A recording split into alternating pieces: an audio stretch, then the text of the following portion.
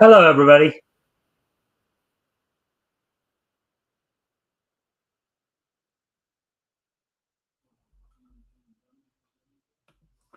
All right, so we're back. We're back tonight.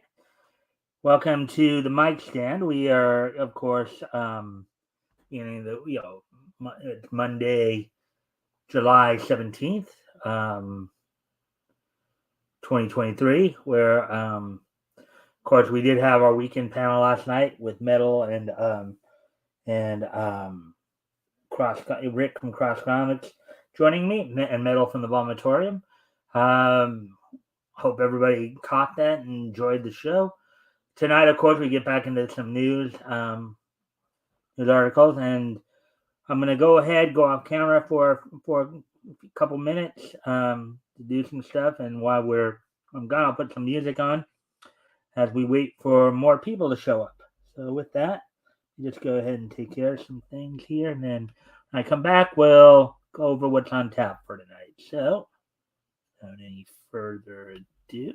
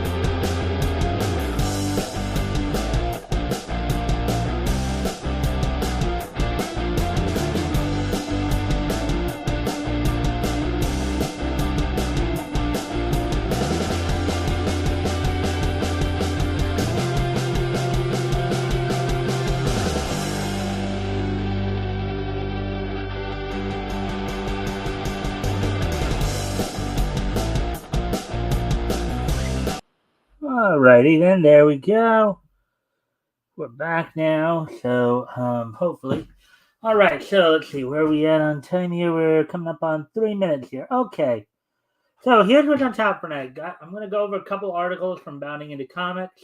And we, of course, got the wrestling wrap up. We got some serious news coming out of the WWE, as well as, of course, some big stuff going on in AEW and Impact Wrestling.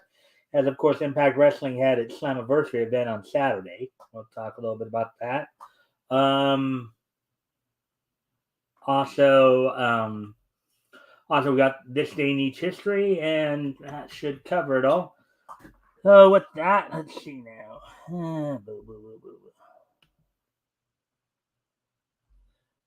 Let's see one more thing here. Okay.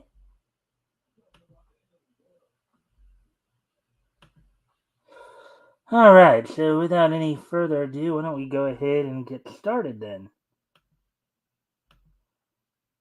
Right away here.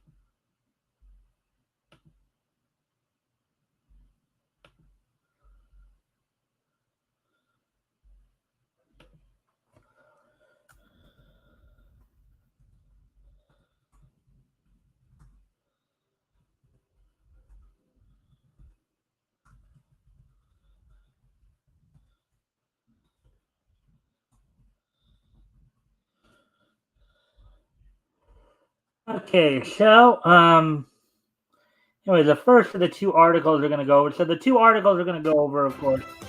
are involving Marvel Comics, and they're looking to bring back Kamala Khan now as a mutant, of course, after she had been killed off in Amazing Spider-Man, and another attempt to reboot, I guess, in order to see if they can get people to like the character. Uh, anyways, also, of course, the other thing we'll be talking about is some interesting news coming out of the Pokemon Company. So let's go ahead and get into the article here. Ah.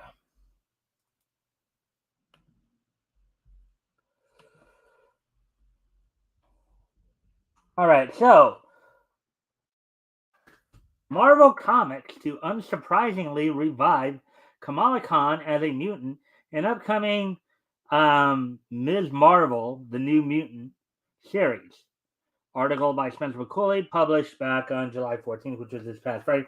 Now, mind you, of course, even though the way he said it in the headline here, it almost sounds like it was like something that was brought in out of left field, but I believe it had been talked about quite a bit. So,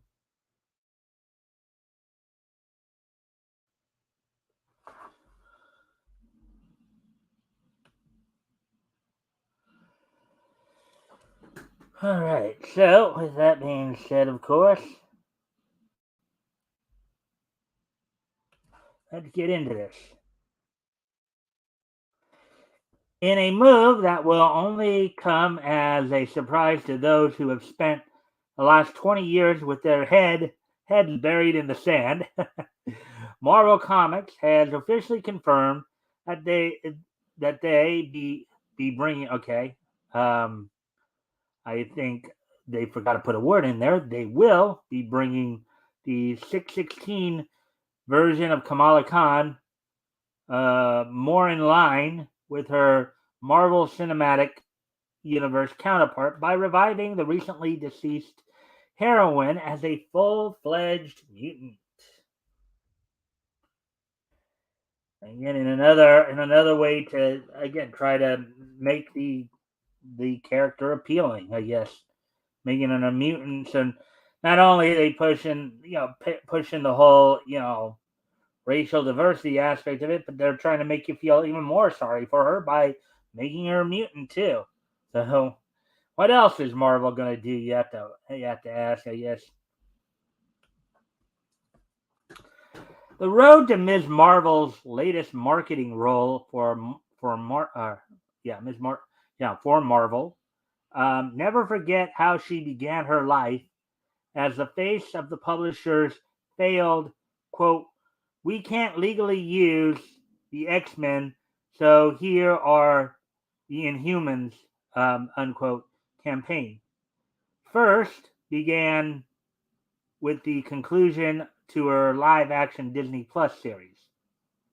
Therein, after running a follow-up test on Kamala's DNA, her friend Bruno discovers that her ability to wield the Nor energy in the bangle in her bangle um, was not granted by the equipment, but rather her own genetic bangle. I mean, her bangs like her hair.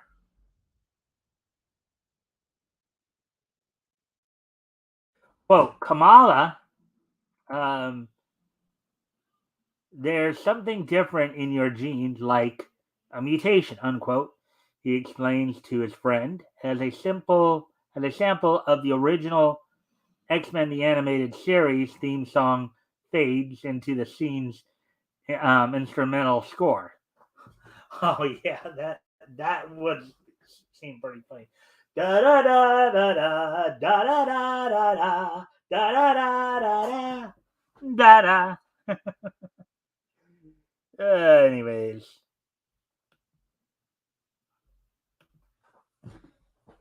however, rather than dealing with the implications of this reveal then and there, Marvel instead ended the season by having Kamala respond with indifference, asserting to Bruno, quote, whatever it is, it's just going to be another label, unquote.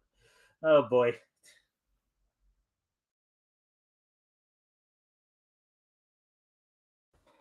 And in May, the company moved to address the origin discrepancy between the two flagship versions of Kamala by having current and widely panned Amazing Spider-Man author Zeb Wells use in conclusion of his excruciatingly terrible quote in smaller quote, "What did Peter Parker do?"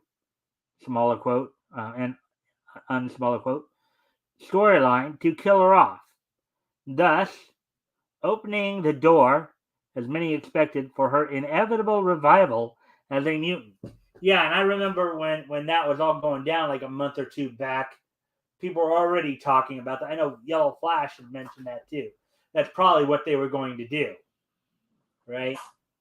So, anyway, I'm gonna go off camera here for a moment because I do need to make. Hey guys, let's see who's all here. Oh, yes, I. Hey, Chris, Stream Rush, here we come. Thank you. Hi all. Hey, Rick. Hey, Rick. Um, the bracelet she was wearing in the series was called Bangles. Okay. All right. Thanks for that clarification, Rick. Anyways, if you guys haven't already, of course, if you guys can like and share the stream, see if we can get some more friendly people on here, that'd be appreciated. Um, also, if anything here grabs your attention, feel free to comment and or ask questions. I'll try to answer the questions to the best of my ability. So, I think we are all still here. Yeah. Yeah. Yeah. So, anyways, let's see. Yeah, okay. Let's see. And of course, there's I think the scene from her death scene, and I mean, you see Peter down there. You see the Fantastic Four. Um, Mary Jane and her new husband, I guess. Um, yeah. So I don't know who the guy in gold is, but fans suspicious would then be confirmed in this week's Fallen Friend, The Death of Miss Marvel one shot. Centered around the funeral of the titular hero, um, the issue ends with a special QR code that, when scanned, presents um, readers with her former champion's teammate, Cyclops' appraisal of the situation.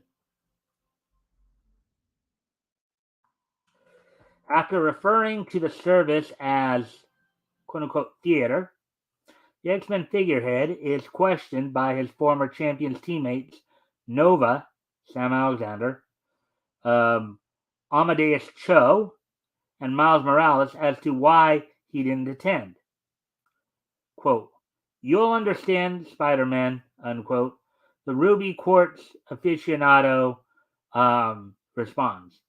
An obvious reference to the current death-defying revival protocols currently enjoyed by the mutant residents of Krakoa, quote unquote, but soon.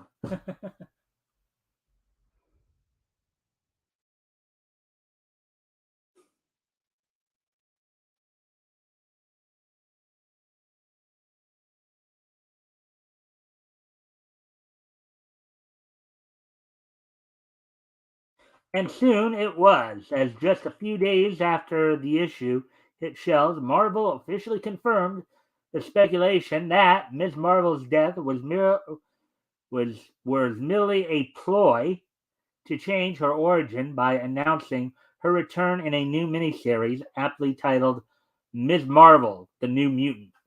Da da da da. Uh, so anyways, moving on to the next piece of. I'm sorry. Um, as we heading back to the article here, co-written by Sabir Pizzada, who wrote Dark Web Ms. Marvel, And the character's MCU actor, Iman um, Vellani, with art by Carlos Gomez of Rogue and Gambit, and Adam Gorham, Star Wars Darth Vader. Um, the upcoming four-part tale will see Kamala, quote, brought back via Krakoan resurrection technology. In brackets, there's some I guess something up. But before she has a chance to come to terms with this revelation, the catastrophic fall of X, in brackets, an upcoming event across the X books, unbracketed, will throw her world into chaos and a secret mission on behalf of the X-Men. Do do do do do. And there she is. There they got her in her new X-Men costume.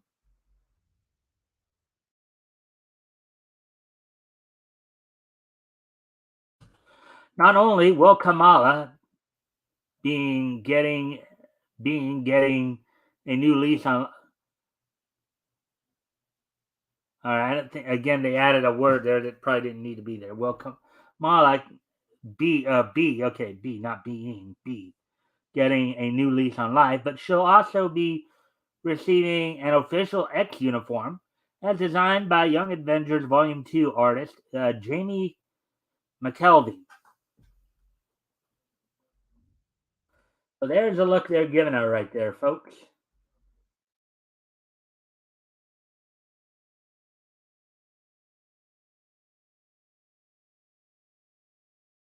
Wait a minute.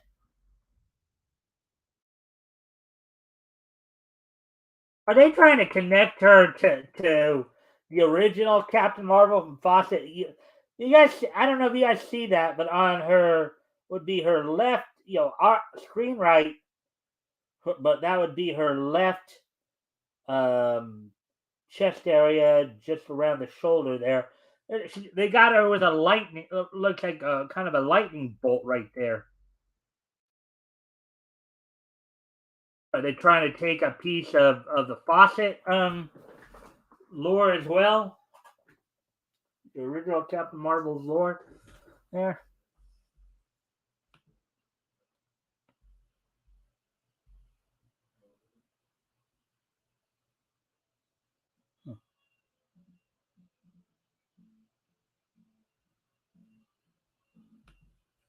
Let's see. Her old costume looked better. All right. I don't want to be judgmental, but I hate the look. Let's see. Kamala should cover her hair. Pakistani Muslim women would.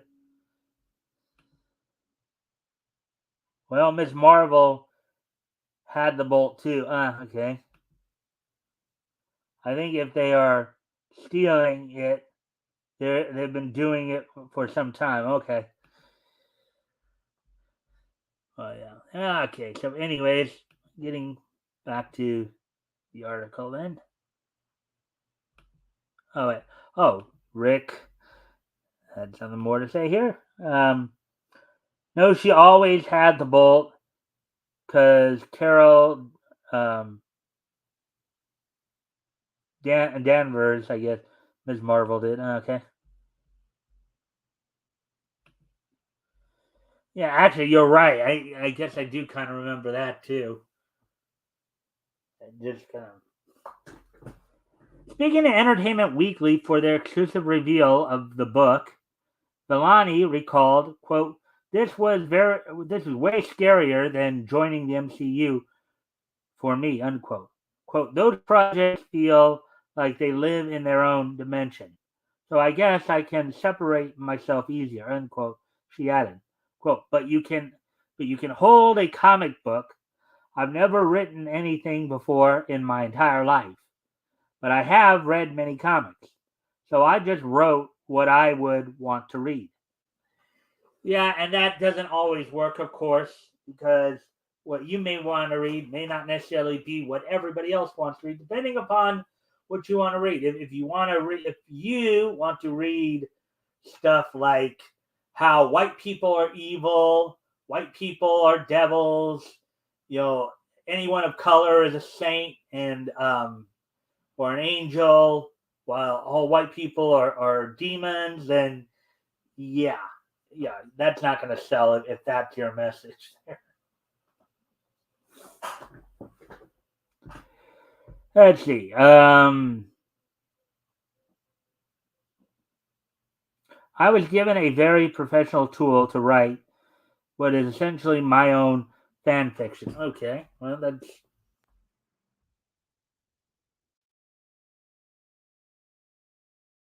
Further, despite these clear changes being made to Ms. Marvel's character, Vellani assured fans, quote, I want to make it very, very clear that we are not retconning her inhuman.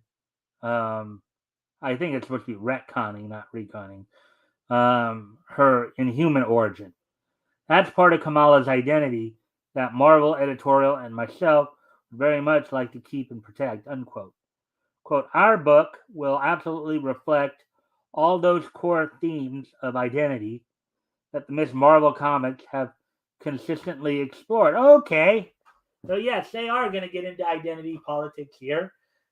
If we've seen anything with that, anytime they start preaching identity politics, it's going to crash. The book sales will probably crash and burn. Only now there's a whole new label that Kamala has to learn to accept, unquote. The young actress added, quote, it's going to be pretty crazy, unquote.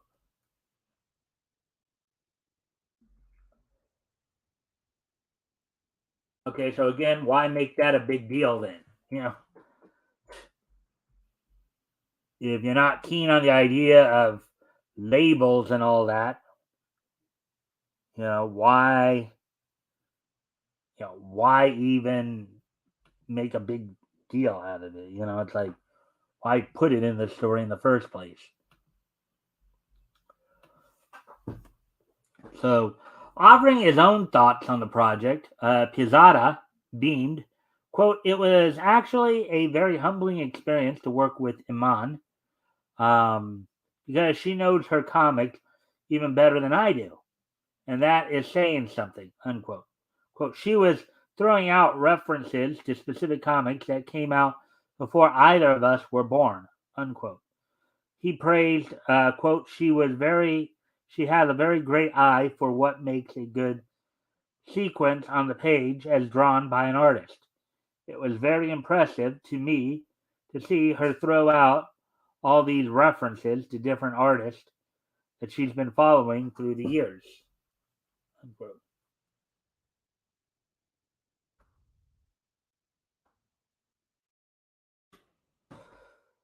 Barring any new trends that will warrant yet another change to her identity, Ms. Marvel, the New Mutant, is currently on track to hit shelves on August 30th.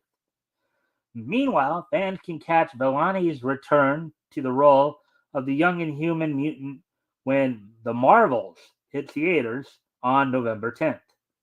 So the comic's coming out before the movie then. All right, so there we go with that one. And we just have one more story we're going to go over. All right. There it is right there.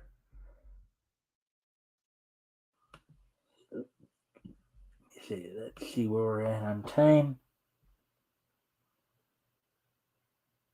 Is that 24 minutes or 34 minutes? It's 24 minutes. All right. So,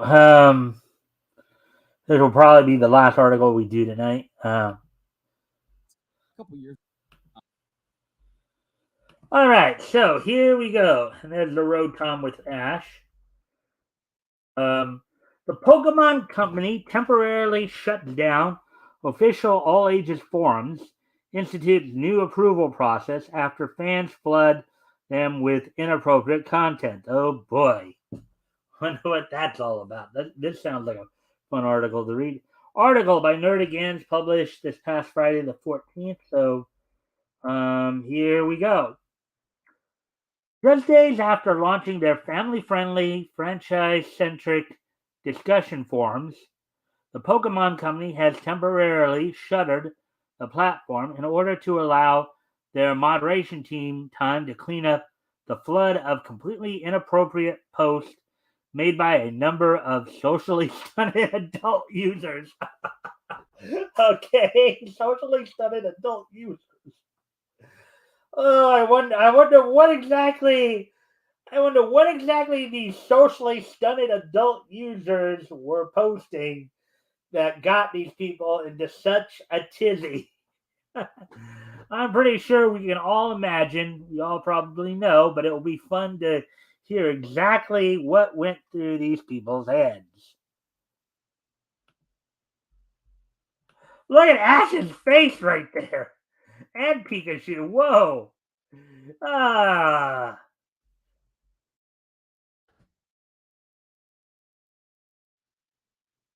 Hmm. As documented by several Twitter users, shortly upon their opening, Nintendo's official Pokemon forums were inundated with posts attempting to raise wildly uncouth topics of discussion with the forum's all ages audience. Oh boy. Oh boy. Yeah.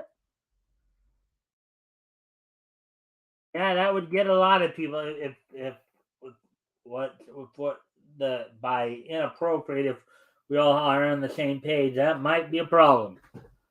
For example, per a screen cap shared by at Nintendo, while earnest discussions such as what's your favorite Pokemon or any mystery dungeon series bracket fans here made up the majority of the forum's early posts.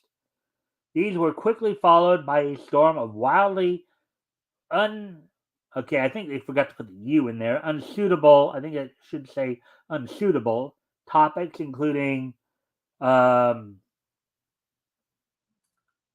in bracket here, Pokemon Legends Arceus antagonist. Volo isn't hot. I'm sorry. Okay. Volo isn't hot. I guess the actual post is Volo isn't hot, and then to explain it, the Arceus antagonist.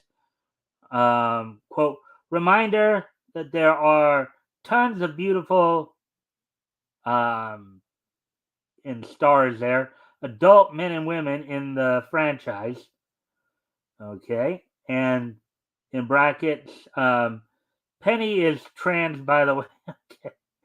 Oh, here we go again. And of course, we are going to have another follow up story tomorrow. Um, on here on another like story like similar that we've been covering from One Piece. So I just chose not to do it today because again I'm trying to get everything as close to a certain hour lock as possible. But um and Penny of course is the Pokemon Scarlet and Violet antagonist.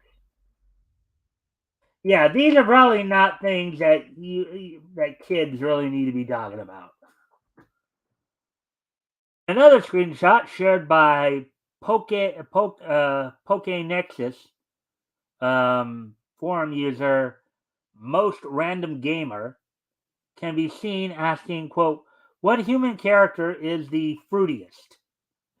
And just in case people don't know what that generally means, when you call somebody a fruit, it's kind of a euphemism for calling somebody like a gay or lesbian, depending upon the actual gender. So, no, they're very like basically when you say that somebody's a fruit, you're saying that they're very stereotypically gay, like what most people would consider be a stereotype of what a gay person's supposed to be. So, in another, okay, oh yeah, we did read up to that point. While Shade um, Helianthus um, inquires, quote, what Pokemon do you think did 9/11? Now that might not be considered as inappropriate, but just what does that have to do with Pokemon? Pokemon's a completely different world. So, and we were talking a little bit about that aspect to you last night on the show, on the panel show. As found by at On the Down Low, though, other users raised such sexually charged conversations as, quote, I think I'm in love with Houndoom, unquote, and quote, would you pursue a romantic relationship with a ditto? So we got some people obviously want to engage in some, well, in the case of Houndoom, bestiality. And in the case of Ditto, well, we don't know what exactly, aside from being a Pokemon, we don't know what Ditto's supposed to be. But maybe a Jellyphobe or Jellyphile, whatever. Oh, boy.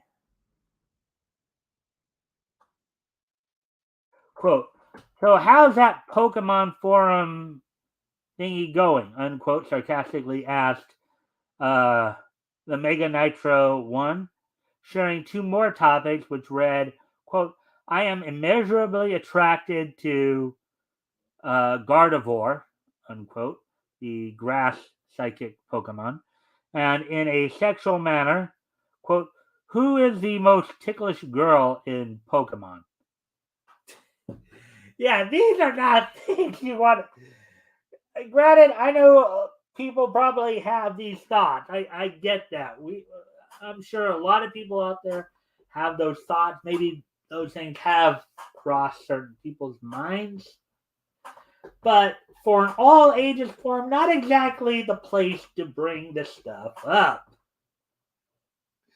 You know, I know Chris is a parent. I don't know anybody else here, but Chris, as a parent, if your kids were being exposed to these type of topics when they were young, I know your kids are more or less adults, or maybe on the verge of becoming adults at this point. But if you're, if you're still here, Chris, if your kids were exposed to this type of form, how would you respond to that? That'd be something I'd be really curious to hear your thoughts on. Being, I know you're a parent. I know your kids are all more or less adults now, or you might have one who's like still a teenager, but an older teenager. But if when your kids were like 10, 11 years old, and they had something like this pop up on a forum, how would you feel about that? That's what I would like to see you kind of respond to. Actually, like you are responding to it. Let's see what you have to say about it. My son was big into Pokemon, but it was like this. Have been he wouldn't have been playing anymore. Um, okay, is this you saying that is would he? Okay, so as a follow up to that response, would this because you'd basically be banning him from playing it, or would it be he'd just lose interest because it was going off into an area where he was just not interested in? In fact, Yu-Gi-Oh was a hard pass for us because of the pagan god connections. Yeah, if those kinds of topics, um, I would let him be. Yeah, if those kinds of topics, I wouldn't let him be involved. No, I wouldn't. I would have banned him. Laugh out loud. Yeah, I was not all accepting. Yeah, and I get that. But I just since we have you here and as a parent, wanted to get your take on this because obviously this is an all ages forum and they're trying to keep it all ages, and yet they're bringing stuff up like this that I'm sure you're not the only parent out there who I'm sure would find this very unacceptable and very inappropriate and would likely not allow your son and you reference your son there to be involved with it. So I'd imagine if your daughters were that age, it'd be the same thing. Not allowed. In fact, he wasn't allowed to watch rated R sex, but we watched Resident Evil. Huh. Well, I think when it's rated R, it's one of those things where it does come down to the parent anyway.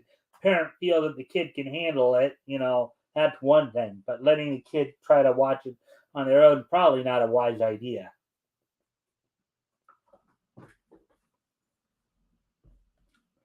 So thank you for your commentary there, Chris. Love to get you on Sundays here to get your takes on some of the stuff we talk about on Sundays too. So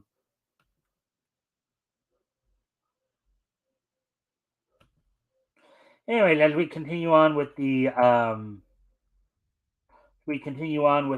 article here.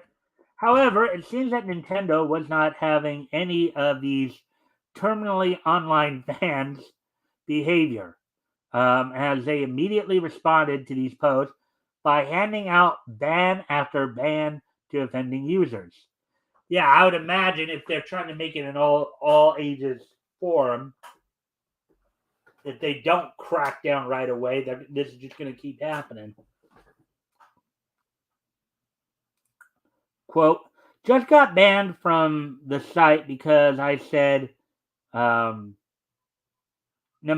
is a lesbian, unquote. The Paldea Pokemon champion in brackets there. At plus second announced, quote unquote. So that's fun.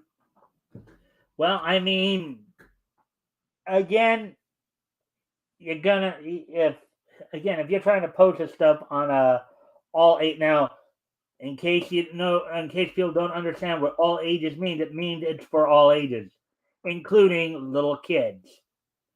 And as I said before, a number of parents would not probably take too kindly to their little Johnny or Janie being exposed to this kind of thing. So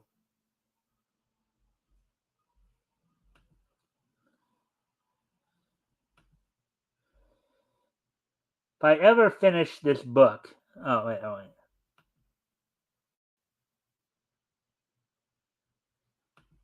If I ever finish this book, laugh out loud. Good for Nintendo. It's why we always bought their consoles.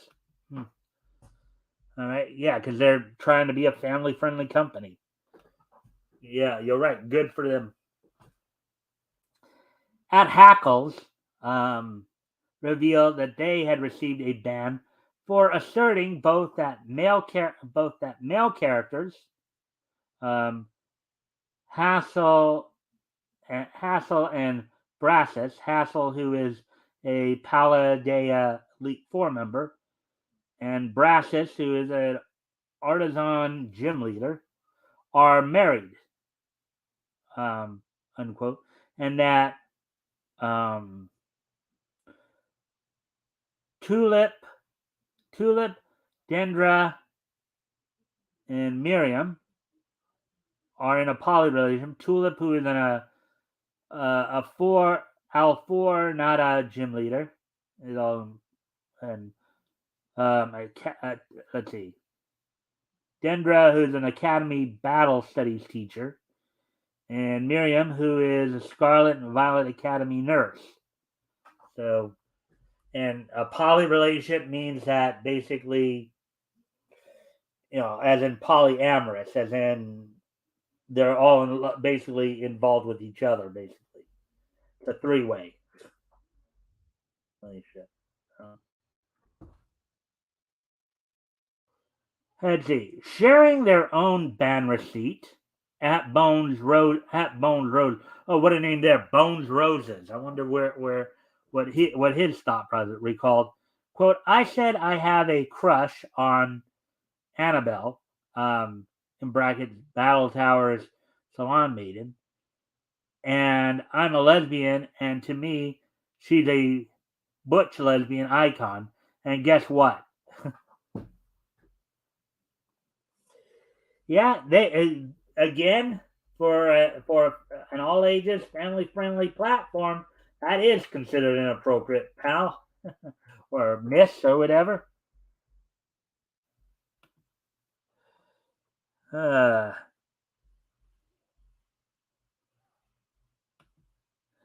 Orgy love? Yeah, I would imagine that's probably what it is, Chris. Orgy love.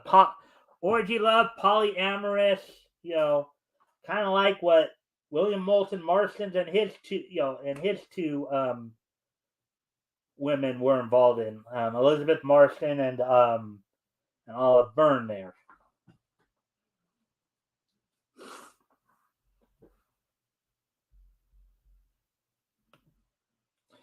As of this writing, TCPI has reactivated the forums, though all comments and discussions are now required to undergo a pre-approval process, while groups are still currently disabled. Hmm. So basically, the idea there being, so basically they're trying to get it under control and get everything back under control there. So the 41-minute mark here, so we did good for those two stories. Chris, thank you for your commentary there. I wanted to hear your views on it because, of course, with you being a parent, as I said, I understand your kids more or less now are older, adults, or your youngest ones are probably, teenagers at least, but still, I like to hear your views on that. So, anyways, what we're gonna do now, we're gonna move on to the wrestling wrap up, as there were some key bits of news coming out. The WWE, AEW and Impact Wrestling. So on the WWE side, the injury bug has been hitting WWE of late, as there have been a few people who've had some injuries of late.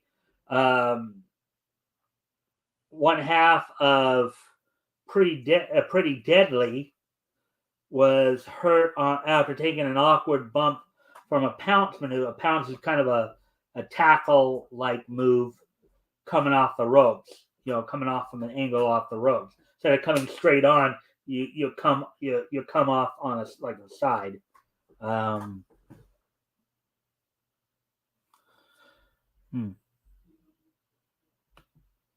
I have a grandson.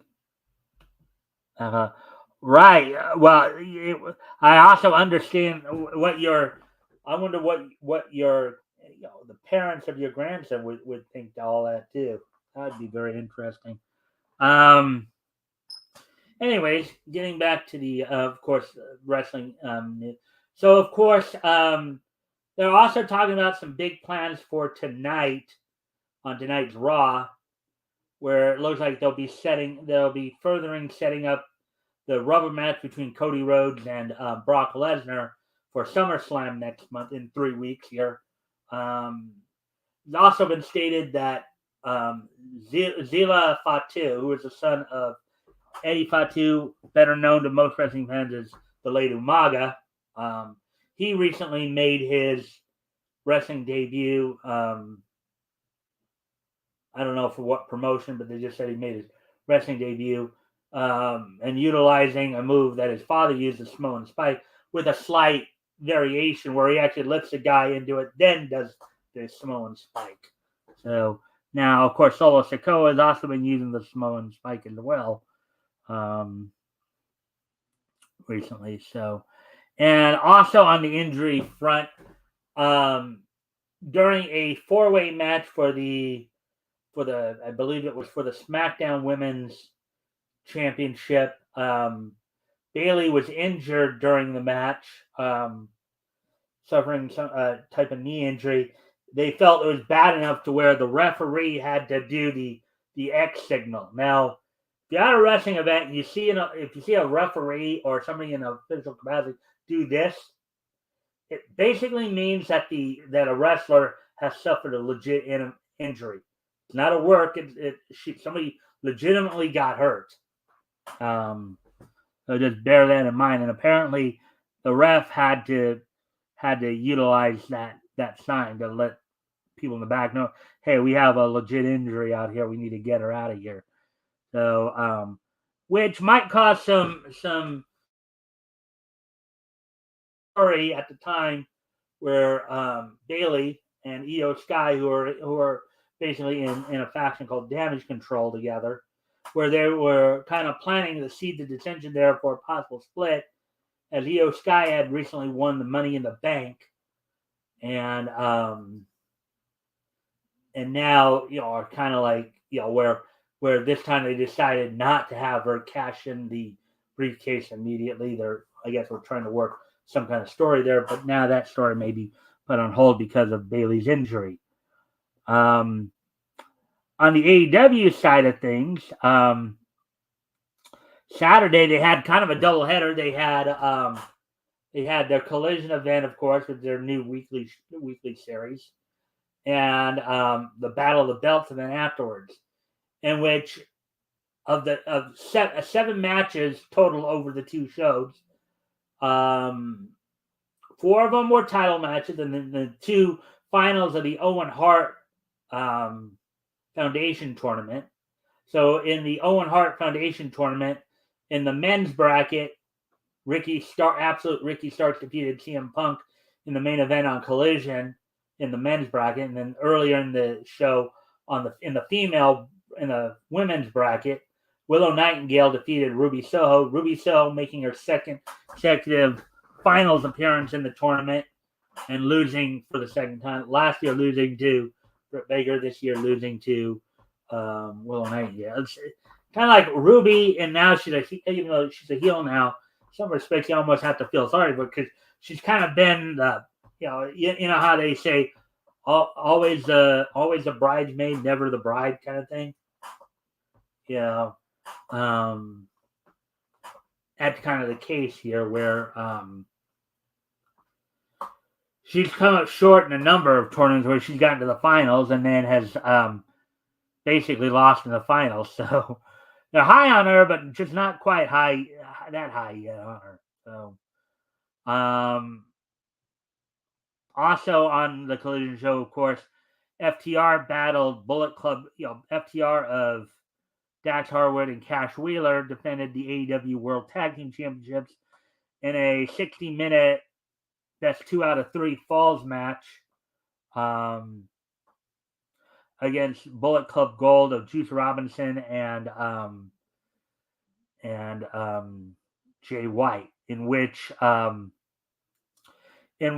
they beat them 2 falls to 1, with the final fall being a submission by Harwood on Robinson. And then when you get to Battle of the Belts, they had, of course, 3 title defenses, in which the opener saw Orange Cassidy defend the international title against Lance Archer, which he retained. Tony Storm, the second match had Tony Storm in the AEW Women's Championship against Taya Valkyrie and retaining. And then you had Luchasaurus defending the TNT title against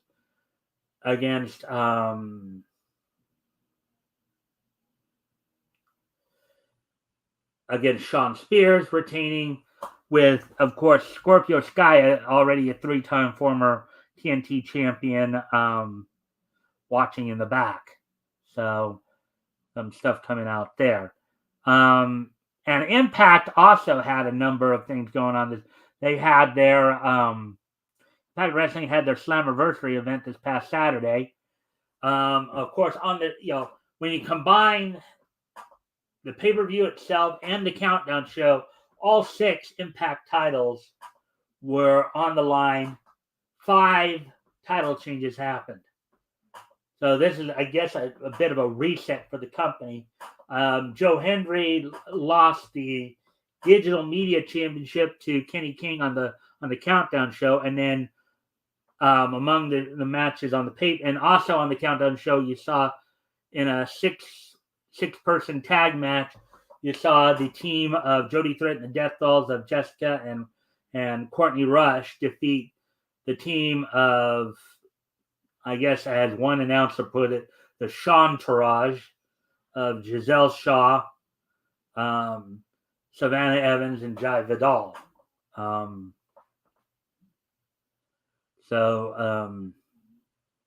then on the pay-per-view itself, of course, you saw Killer Kelly and Masha Slamovich defeat the Coven for the Impact Women's Tag Team Championships. Trinity, the former Naomi from WWE, defeating Deonna Purrazzo for the Impact Knockouts. That's what they call them, the Knockouts title, Knockouts Championship, not the Women's Championship, the Knockouts Championship. Leo Rush defeated Chris Sabin for the X Division title. And also in X Division, in the Ultimate X Division match, Kushida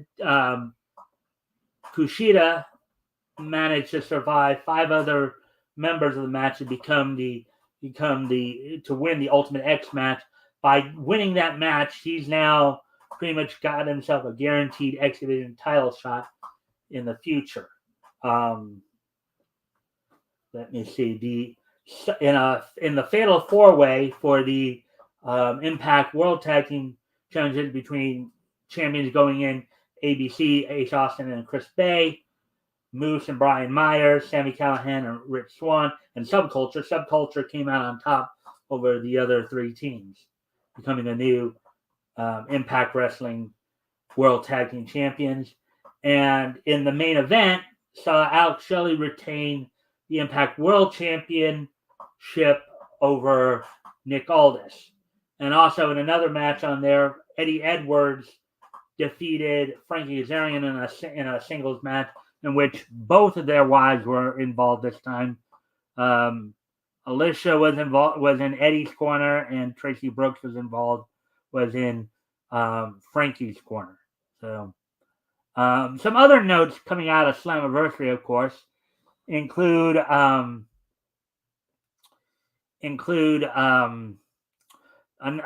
few returns. During in the opening Ultimate X match, the 6th participant was revealed to be Jake Something, making his return to Impact Wrestling. Also later on in another match, a match that was originally Scott D'Amore and PCO, Bully Ray and Steve Macklin. They somewhat wrote PCO off TV by having him burned by Bully Ray and Steve Macklin, and then Steve Macklin was apparently injured in Australia during the Australian tour. So it was going to be now Bully Ray and Diener and Scott Moore in a mystery opponent. And making his return to Impact after going back to the WWE and not being used, Eric Young made his return to Impact, having been released in April and serving out his 30-day or 90-day no-compete clause. And it was also revealed that Nick Aldis has left Impact Wrestling. And apparently, he was only there for a short time, ending here at Slammiversary. So there are some of the key points there.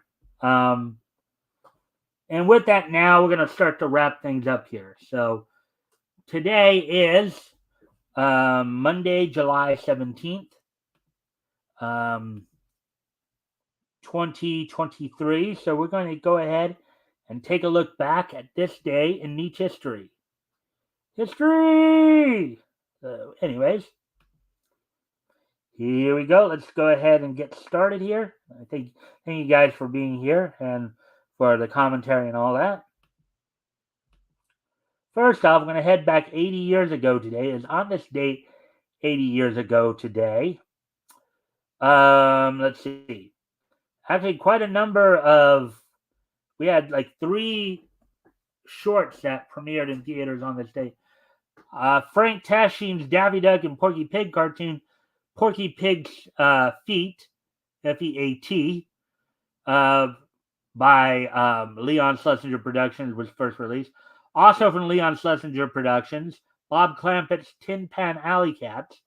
So Leon Productions, Porky Pig's Feet and Tin Pan Alley Cats were both released. Also, Walt Disney Company released the live-action wartime propaganda film Victory Through Air Power, which features some anime scenes directed by James Alger, Clyde Geronimi, and Jack Kinney. It also marks more focus by Disney on producing educational animated films. So Leon Schlesinger's Porky Pig's Feet and Tin Pan Alleys and Walt Disney's Victory Through Air Power all premiered on this date 80 years ago today.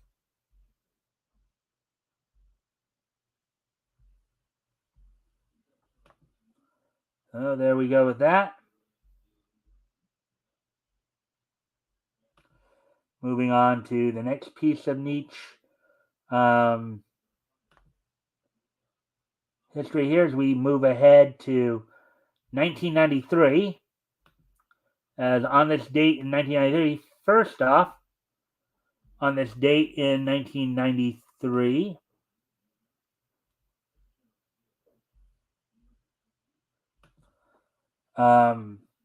in Johnson City, Tennessee, Brian Lee would defeat Tracy Smothers for the Smoky Mountain Wrestling title on this date back in 1993. So 30 years ago today, primetime Brian Lee would defeat Tracy Smothers for the Smoky Mountain Wrestling Heavyweight Championship in Johnson City, Tennessee. And 1993 is just so nice that we're going to hit it twice. As also on this date in 1993, as soon as I, of course, pull it up here. Also on this date in 1993, TMS's, or Tokyo Movie Shinsha's, Let's Go on Parman, Noshi the Dinosaur's Big Adventure, premiered in Japanese theaters on this date back in 1993. So 30 years ago today, Tokyo Movie Shinsha, also known as TMS's, Let's Go on Parman, Noshi the Dinosaur's Big Adventure premiered on this date back in 1993. All right, so and finally, on this date in 2019, 4 years ago today, on this date in 2019, 4 years ago today, the 75th issue of the third volume of Batman went on sale on this date 4 years ago today for $4.99, 48 pages. The first part of the City of Bane storyline, written by Tom King, with art by Tony Salvador Daniel. Art and coloring done by Mitch Geratis, with Clayton Cowles doing the lettering and Tomiyu Mori doing the coloring as well. On this date, 4 years ago today, the 75th issue of Volume 3 of Batman went on sale on this date back in 2019. So with that, I thank everybody for being here. Hope you all enjoyed the show. I enjoyed the commentary, the conversation there. We'll be back here tomorrow with more niche news. Also, don't forget this Friday, I'll have RJ Carter on with me as we continue our look back to comics history, focusing on November 1939 this week, focusing on books that went on sale from Centaur Comics and David McKay Publishing. So with that, I thank everybody for being here, and I will hopefully see you all back here tomorrow. Bye.